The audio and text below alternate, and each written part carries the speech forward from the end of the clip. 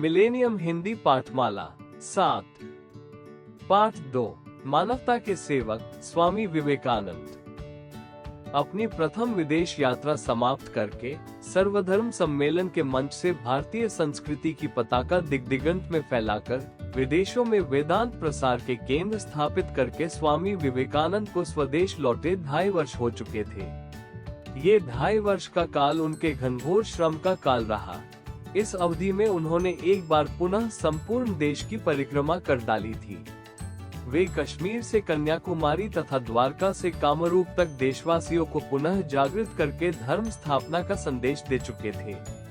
स्वामी जी को एक ही कार्य था, मानव मात्र की सेवा।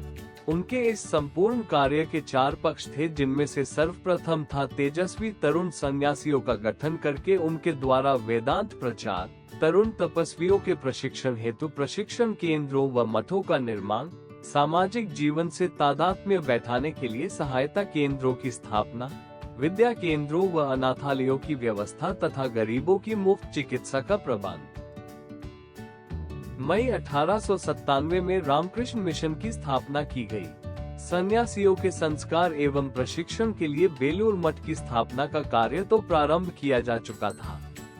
मठ के लिए पर्याप्त भूमि उपलब्ध करवाकर संगठन को सुदृढ़ आधार प्रदान करवाना आगामी योजना का अंग था। वेदांत प्रचार के लिए रामकृष्णानंद को मद्रास, चेन्नई व स्वामी शिवानंद को श्रीलंका भेजा गया। अमेरिका व इंग्लैंड में इस कार्य का दायित्व स्वामी अभयानंद, शारदानंद व अभेदानंद को सौंपा गया। दोनों ही देशों में उनके अथक प्रयत्नों से इस पुनीत कार्य को स्थायित्व प्राप्त हुआ था। स्वामी जी ने मद्रास, चेन्नई में एक वेदांत केंद्र की स्थापना की।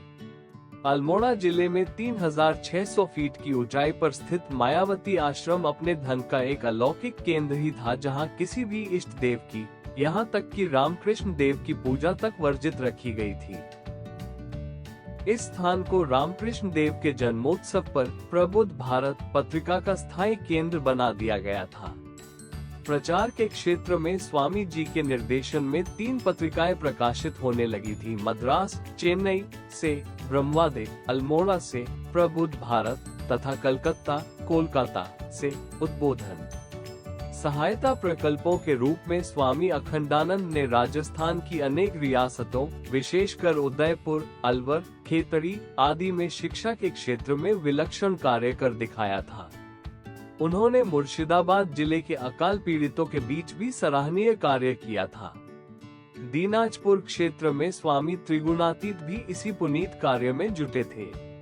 स्थायी सेवा प्रकल्पों में निवेदिता बालिका विद्यालय तथा अनाथालय की स्थापना उल्लेखनीय कार्य थे। स्वामी विवेकानंद ही इन समस्त कार्यों के प्रेरणा केंद्र थे। अल्पकाल में ही उन्होंने चमत्कार कर दिखाया था। अपने गुरुदेव के स्वप्न को साकार करने में उन्होंने अपने समस्त जीवन का ही उत्सर्ग कर दिया था। शरीर तिल तिल करके क्षय हो रहा था, परंतु मानवता के कल्याण की इस लड़ाई में वे किसी महारथी की भांति डटे हुए थे। मार्च का महीना था। स्वामी जी का स्वास्थ्य ठीक न था।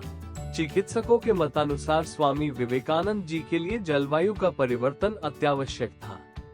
स्वामी जी की इच्छा न होते हुए भी उन्हें दार्जिलिंग जाना पड़ा। यहाँ कुछ दिन उन्होंने पूर्ण विश्राम की स्थिति में बिताए, जिससे उनका स्वास्थ्य कुछ सुधरा। उनके शिष्य एवं शुभचिंतक कुछ आश्वस्त हुए। इसी बीच उन्हें कलकत्ता, कोलकाता से समाचार मिला कि वहां प्लेग की महामारी फैल रही थी। इस समाचार से वे व्यथित हो उठे और शिष्यों तथा चिकित्सकों के विरोध के बावजूद भी कलकत्ता के लिए चल पड़े। स्वामी जी ने स्थिति का आकलन करके एक योजना बनाई। सहायता कार्यों के लिए एक समिति का गठन किया, जिसका प्रमुख भगिनी निवेदिता को बनाया गया। सहायता के लिए अपील प्रकाशित की गई। गंदी बस्तियों की सफाई, चिकित्सकों का प्रबंधन, दवाइयों का वितरण, रोगियों की परिचर्या आदि के आयोजन का कार्य न तो सरल ही था, न ही छोटा। इसके लिए सहयोग, सेवा भाव तथा पर्याप्त धन की आवश्यकता थी। स्वामी जी के लिए सेवा भाव रखने वाले सहयोगियों की तो कमी न थी, परंतु इतने सारे धन की व्यवस्था कैसे हो, ये चिंता सेवा कार्यों में जुटे सभी स्वयं सेवकों को थी। लेकिन स्वामी जी न तो चिंतित ही थे और न ही उनका प्रबल आत्मविश्वास ही किसी प्रकार से क्षीण हुआ था। वे दृढ़ निश्चय के साथ सेवा में जुटे हुए थे। वे तो उन विभूतियों में से थे जिनका तेज कठिनाइयों में और भी देदीप्यमान हो जाता है, परंतु ये स्थिति सभी के साथ न थी। अतः एक दिन उनके एक शिष्य ने उनसे पूछ ही लिया, स्वामी जी, इतने बड़े सेवा प्रकल्प के लिए इतना धन कहाँ से आएगा? प्रश्न सुनकर एक पल के लिए स्वामी जी चौंक पड़े, किंतु अगले ही पल अडिग निश्चय की आभा उनके मुख मंडल पर उभर आई और वे बोल उठे, इसमें चिंता की क्या बात है? पवित्र कार्यों के लिए धन कभी बाधा नहीं बना करता। भावना से जुट जाने पर क्या नहीं हो सकता। और फिर हम तो ठहरे सन्यासी, हमें क्या है, हम तो खुले आकाश के नीचे भी रह सकते हैं, भिक्षा के बल पर भी काम चला सकते हैं। प्लेग के पीड़ितों के लिए आवश्यकता पड़ गई तो हम नवीन मठ की भूमि को बेच डालेंगे, लेकिन हजारों लोगों को मौत के मुंह में जाने से तो बचा लेंगे। अश्विनी बाबू 14 वर्ष बाद स्वामी विवेकानंद जी से मिलने आए थे। इतने लंबे समय के बाद किसी आत्मीय से मिलकर स्वामी जी भी प्रसन्न थे। दोनों के बीच की वार्ता लंबी हो चली थी। राष्ट्र, समाज तथा जीवन के विभिन्न पक्षों पर चर्चा होती रही। धार्मिक पाखंड तथा छुआछूत से अश्विनी बाबू को भी घृणा थी। स्वामी जी उन्हें प्रेरित करते हुए कहने लगे, चमार, मेहतर व इसी प्रकार के दलित वर्ग के पास जाकर कहिए आप ही राष्ट्र की आत्मा है। संसार में क्रांतिकारी परिवर्तन लाने की क्षमता आप में निहित है। आइए, उठिए, अपने बंधनों को तोड़ फेंकिए, जिससे सारा संसार ही आपको देखकर दंग रह जाए। जय। उनके बीच विद्यालयों की स्थापना करिए, उन्हें ज्ञान दीजिए तथा यज्ञोपवीत से दीक्षित करिए।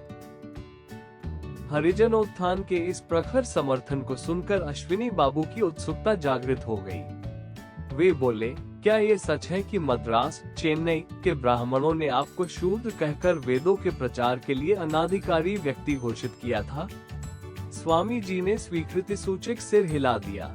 तुरंत ही उन्होंने अगला प्रश्न कर दिया, क्या ये भी सच है कि उनके आरोप का प्रतिवाद करते हुए आपने ये भी कहा था कि यदि मैं एक शूद्र हूँ तो मद्रास के ब्राह्मण शूद्रों से भी गए बीते शूद्र हैं? हाँ, ये भी सच है, स्वामी जी बोले। क्या आप जैसे धर्म प्रचारक तथा संयमी पुरुष के लिए ये शोभनीय बात है कि ऐसा तीखा प्रत्युत्तर दें? दुखी मन से अश्विनी बाबू ने पूछा, ये कौन कहता है? मैंने ये कभी नहीं कहा कि मेरा व्यवहार उचित था। निराभिमानी स्वामी जी बोल उठे, उन लोगों की उदंडता के कारण मैं अपनी मन स्थिति का संतुलन खो बैठा तथा यह वाक्य मुख से निकल गया था, परंतु अपने इस व्यवहार को मैंने कभी उपयुक्त नहीं ठहराया। स्वामी जी की सरलता अश्विनी बाबू के हृदय को स्पर्श कर गई। इतनी निराभिमानता की तो उन्होंने कल्पना तक न की थी। वे गदगद होकर बोले, आज मैं भली भांति समझ पाया हूँ कि गुरुदेव आपको इतना अधिक स्नेह क्यों करते थे। आज ये भी विश्वास हो गया कि आप सचमुच गुरु हैं।